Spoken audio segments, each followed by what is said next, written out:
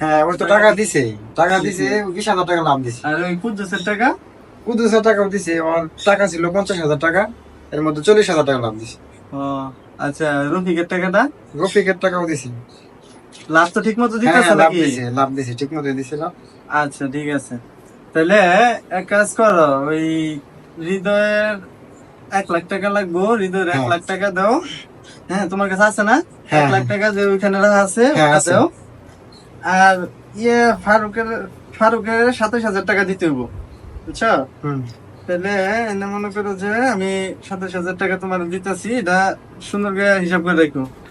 হম, এই যে এনে ধরো যে 27,000 টাকা আছে, হ্যাঁ হ্যাঁ 27,000 আছে, এটা নাও। আর লাভের টাকাটা সময় মতো কিন্তু হিসাব করে রাখবা, ঠিক আছে? হ্যাঁ, ঠিক আছে। আচ্ছা বলছেন না। আচ্ছা, আরেকজনের টাকা দেওয়ার কথা তো, ও 80,000 টাকা দেওয়ার কথা আছে, যদি টাকা না দেয় তাহলে গরু নিয়ে আসা হবো।